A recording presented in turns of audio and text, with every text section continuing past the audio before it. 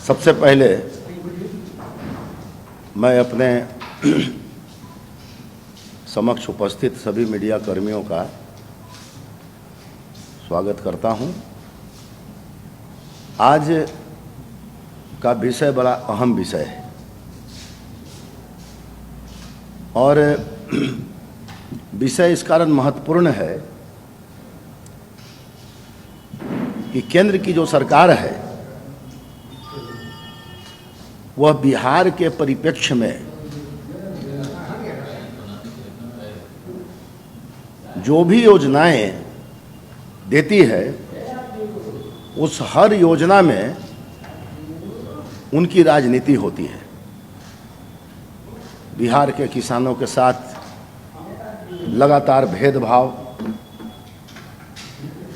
बिहार के किसानों को यथोचित सम्मान नहीं मिलना, केंद्र के द्वारा कृषि के क्षेत्र में जो भी प्रदत्त राशि है वह अत्यंत ही अल्प है और केवल बिहार ही नहीं,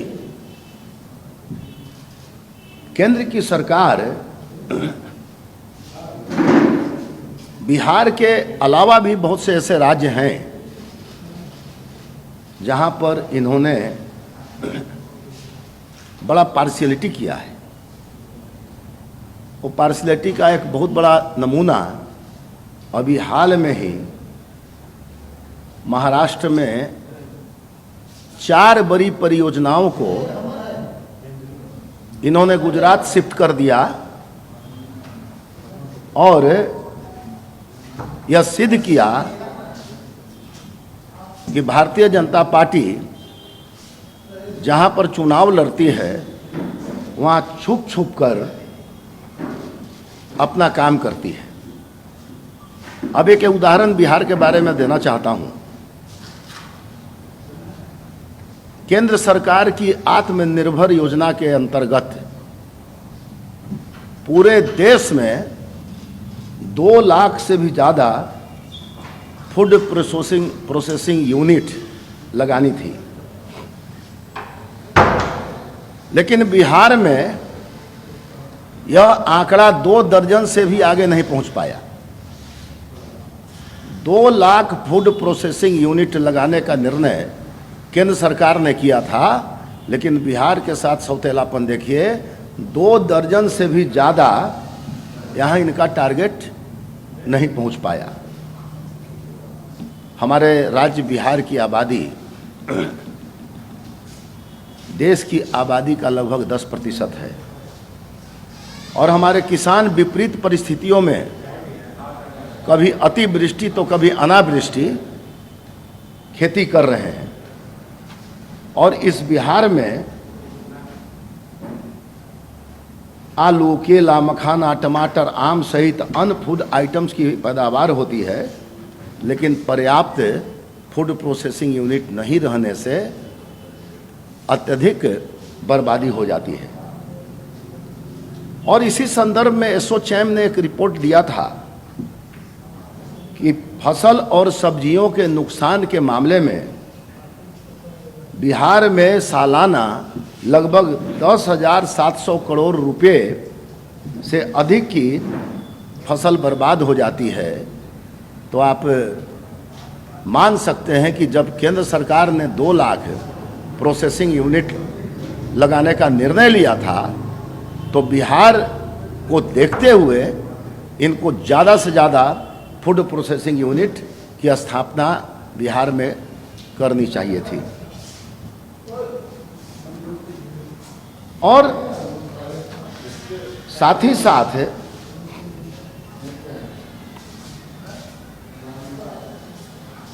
यह भी हम मानते हैं कि 2003 और 2019 के दौरान बिहार में 100 लाख नए दुधारू पशुओं की संख्या बढ़ी,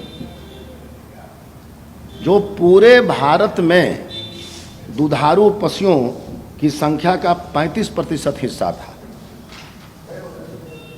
और इसी तरह आज बिहार भारत में चौथा सर्वाधिक सब्जी और 8वां सर्वाधिक फल उत्पादन करने वाला राज्य बना। 2005-06 में राज्य में सब्जी उत्पादन 72 लाख टन हुआ करता था और 2018-19 में यह बढ़कर लगभग 166 लाख टन हो गया।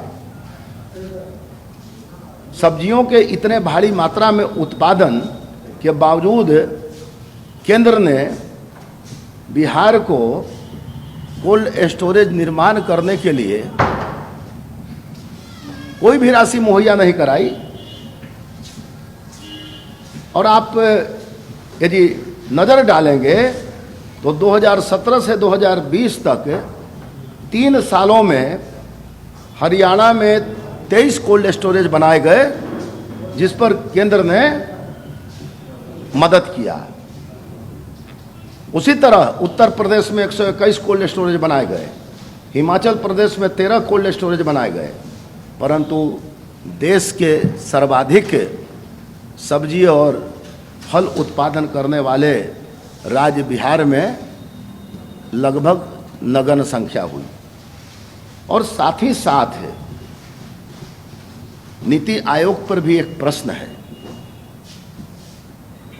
नीति आयोग मानकों के रूप में ग्रेन्स होते हैं, चावल गेहूं, उनके उत्पादन पर मानक तय करते हैं। कृषि उत्पादकता के रूप में नीति आयोग ने केवल चावल और गेहूं की गणना की, लेकिन बिहार में सब्जी उत्पादन और फल उत्पादन में जो बिहार चौथे और 8वें स्थान पर है, इन दोनों कृषि उत्पादन को मानक के रूप में नीति आयोग ने कंसीडर नहीं किया। परंतु हमारे नेता मानवर नीतीश कुमार जी ने, अभी आपने देखा होगा, एक दिन पहले चौथे कृषि रोड मैप हेतु बैठक हो गई और आज जो भी कृषि में क्रांति आई है, मानवर नीतीश कुमार जी के कंसेप्ट कृषि रोड मैप के कारण क्रांति आई है और लगभग हमारी 93.60 लाख हेक्टेयर भूमि में 79.46 लाख हेक्टेयर भूमि कृषि योग्य है और 74% आबादी की आजीविका कृषि पर निर्भर है। राज्य के सकल घरेलू उत्पाद में कृषि का करीब 19% योगदान है। इसलिए मैं ये कहना चाहता हूं कि भारतीय जनता पार्टी की हर योजना में राजनीति छिपी हुई है। जहां जहां प्रदेश में चुनाव होने हैं, वहां वहां अन्य प्रदेशों के योजनाओं को शिफ्ट करके ये वोट बैंक की राजनीति करना चाहते हैं। और आप देखिए कि जिस राज्य की 74% आबादी कृषि पर निर्भर है, वहाँ पर केंद्र का यह सौतेलापन मुझे लगता है ठीक नहीं है और बिहार वासियों के साथ ये सौतेलापन हो रहा है। इसलिए आम जनता से हमारा अनुरोध है कि केंद्र के इस सौतेलेपन रवैये पर आवाज बुलंद करें, जिससे कि इस प्रदेश का भी कल्याण हो।